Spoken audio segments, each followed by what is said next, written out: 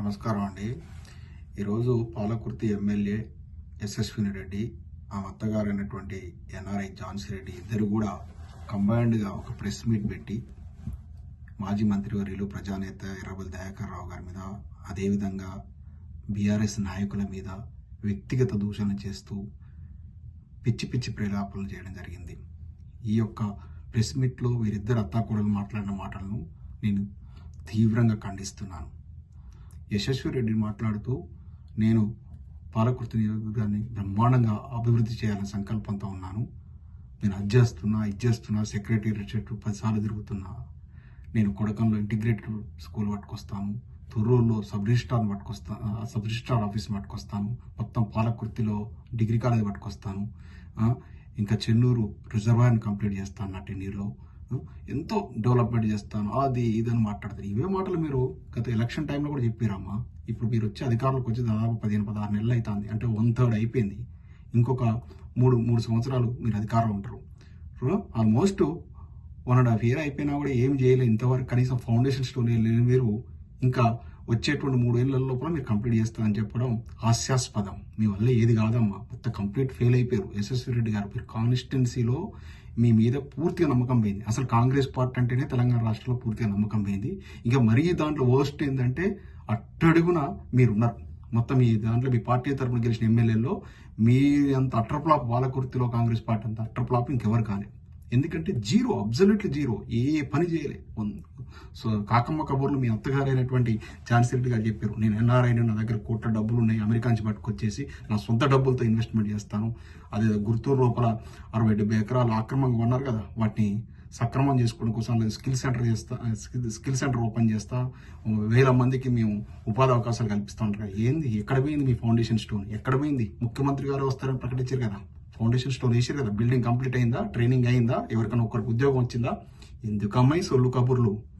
మీరు, మీ అత్తగారు, మీ కాంగ్రెస్ పార్టీలో 6 గ్యారెంటీలను, ఇంకా 6 గ్యారెంటీలలో కనీసం ఆ బస్సు ఉచిత బస్సు సౌకర్యం కల్పించారు. కానీ మీ పాలకుర్తిలో మీరు చెప్పినటువంటి 100 వాగ్దానాలు 1 వాగ్దానం కూడా చేయలేరు. ప్రజలు తీవ్రంగా నష్టపోయారు మీకు ఓట్లేసి. ఈ దగులుబాజీ మాటలు నమ్మి నువ్వు మీ అత్తగారు ఏంది ఇలా ప్రెస్ మీట్లో మమ్మల్ని ఇద్దరు అత్తగోడలు అంటూ అందరూ ఇష్టం ఉన్నట్టు మాట్లాడుతున్నారని చెప్తారు. అత్తగోడలు అనకపోతే ఏమంటారమ్మా? అందులో భూతే ఉందమ్మా. అన్నదమ్ములు అంటారు, తండ్రి కొడుకులు అంటారు, తల్లి కూతురు అంటారు, అత్తకోడలు అంటారు. అలా తప్పే ఉంది? అవును, మీరు ఇద్దరు కలిసి అత్తకోడలు ఇద్దరు వచ్చేసి రాజ్యం అక్కడ ఏళ్తారు కాబట్టి ఇద్దరు కలిసి రాజకీయం చేస్తున్నారు కాబట్టి అత్తకోడలు అంటున్నారు. విడివిడిగా ఇద్దరిని విమర్శించాలంటే చాలా కష్టం కదా. ఎందుకంటే ఇద్దరు కలిసి కదా వాగ్దానాలు చేసింది. అసలు మిమ్మల్ని తీసుకొచ్చింది ఆమె కదా. ఆమె వచ్చేసి నేను మదర్ తెరీసా అని అక్కడ చెప్పుంది కదా. పౌరసత్వం లేకున్నా పౌరసత్వం ఉందని లాస్ట్ మినిట్ దాకా నమ్మించింది కదా. రాజకీయంగా 4 రోజులు ఇబ్బంది పెట్టుకుని తిరుపతి రెడ్డికి టికెట్ రాకుండా ఉండాలంటే మిమ్మల్ని తీసుకొచ్చేసి కాన్స్టిట్యున్సీ వృద్ధి. నాకు ఏ కోపం లేదు, బ్రహ్మాండంగా చాలా మేము హ్యాపీగానే ఉన్నాం. కానీ ఏం చేసిరు? ప్రజల్ని ఇంత అన్యాయం చేస్తుంటే తట్టుకోలేకుండా మళ్ళా ప్రజలతో మమేకమే 4 దశాబ్దాల నుంచి ప్రజల కోసం దయన్న అని అర్ధరాత్రి పిలిచిన వచ్చి హక్కును చేర్చుకున్నటువంటి దయాకర్ రావు గారి మీద మీరు పిచ్చి పిచ్చి మాటలు మాట్లాడుతుంటే చూడలేకొచ్చేసి మీరు మాట్లాడాల్సి వస్తుంది. ఏం మాటలు? ఆడ పులులం అంటావా ఝాన్సీ రెడ్డి? ఆడ పులులు, ఆడ సింహాలు, అడవిలో ఉండే వన్య ప్రాణులు మాకెందుకమ్మా? మీరు పులులు, సింహాలు ఇవన్నీ మాకెందుకమ్మా? మీరు పాలకుర్తి ప్రజలకు చేసిన వాగ్దానాలు ఎందుకు నెరవేర్చండి. రాగానే పాలకుర్తిలో డిగ్రీ కాలేజ్ కడతాను, ఎక్కడ కట్టావు? స్కిల్ సెంటర్ పెట్టి 1000 మంది ఉద్యోగాలు ఇప్పించడం. పిల్లికి బిచ్చనే నువ్వు పాలకుర్తిని ధరిస్తావా? ఆ 7-10 70 ఏళ్ళ వయసున్న రాజేందర్ రెడ్డి గారిని పాప ఇక్కడ వదిలేసి అక్కడ పోయి నువ్వు కుటుంబాన్ని విచ్ఛిన్నం చేసే వ్యక్తివి. నువ్వు పోయి పాలకుర్తి ప్రజలను ఉద్ధరిస్తావా? నిన్ను నమ్మిన వాళ్ళు మూర్ఖులు, నమ్మిర్రు నిన్ను భుజాలకు ఎత్తుకొని మా ఝాన్సీ రెడ్డిని మోసిరు. ఇలా ఒక్కడున్నాడా నీ ఎంబటి? నీకు జయబెట్టిన వాళ్ళు ఒక్కడున్నారా నీ ఎంబటి? గది రివ్యూ చేసుకో. నా నుంచి ప్రజలు ఎందుకు నేనంటేనే బెంబలెత్తి పరిగెత్తిపోతారు. ఈ ఝాన్సీ రెడ్డి వద్దని పరిగెత్తుతున్నారు. వాళ్ళని ఎట్లా కాపాడుకో.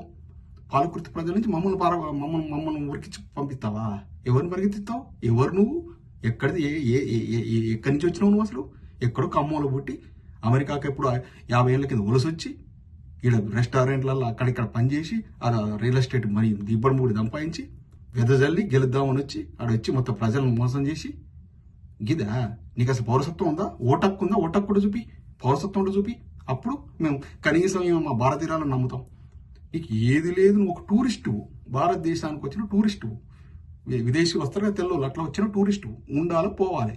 నువ్వు రాజకీయం చేసుడింది ఆ దిక్కుమాల కాంగ్రెస్ పార్టీ గాంధీ భవన్లో సిగ్గుసేరం ఉంటే నువ్వు ఝాన్సీ రెడ్డి నువ్వు ఇన్ఛార్జ్ అని చెప్పుకుంటుంటే వాళ్ళు నేను మొత్తం పత్రికాముఖ ప్రకటనలే అలా ఏమో మాకు సంబంధం లేదని నువ్వు ఎట్లయితావు కాంగ్రెస్ పార్టీకి ఇన్ఛార్జ్ ఎట్లయితావు ఒక విదేశీ వనితావు నువ్వు ఏమైనా ఇండియన్ వారు కాంగ్రెస్ పార్టీ దిక్కులేని పార్టీ ఆ దిక్కులేని పార్టీకి నీలాంటి వాళ్ళని పట్టుకొచ్చేసి ప్రజల మీద రుద్ది ప్రజలను నాశనం చేస్తున్నారు.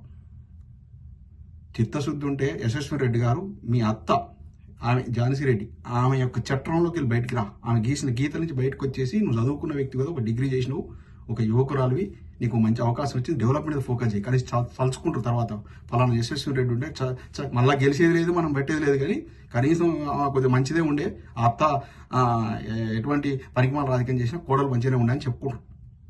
ఎందుకంటే జీవితకాలం ఉంటుంది, నీ హిస్టరీలో ఉంటుంది ఒక ఎమ్మెల్యే అనేది, దాన్ని ఒక నిరూపించుకో.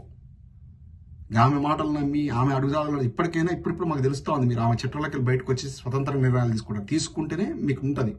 ఎంతో మందికి కొన్ని కోట్ల మందిలో కొంతమందికి అవకాశం వస్తుంది, మీకు వచ్చింది అవకాశం నిరూపించుకోండి. ఆ ఝాన్సీ రెడ్డి అనేటువంటి చట్టాలకి బయటకు రండి. నేను విజ్ఞప్తి చేస్తున్నా, ఎందుకంటే ఒక తెలంగాణ బిడ్డగా ఆ ప్రాంతంలో పుట్టిన వ్యక్తిగా నేను విజ్ఞప్తి చేస్తున్నా. యశస్వి రెడ్డి గారు మీరు చిత్తశుద్ధితో ఆమె యొక్క చట్టంలో నుంచి ఆమె గీసిన గీత నుంచి బయటకు వచ్చేసి కొంచెం కాన్స్టిట్యూన్స్ కోసం పనిచేయండి. తస్మాత్ జాగ్రత్త ఝాన్సీ రెడ్డి, మీరు పిచ్చి పిచ్చి ప్రేలాపన మాట్లాడద్దు, మీకు సంబంధమే లేదు, నువ్వు ఒక ఓటరు కూడా కాదు, నీకు భారతీయ పౌరసత్వమే లేదు.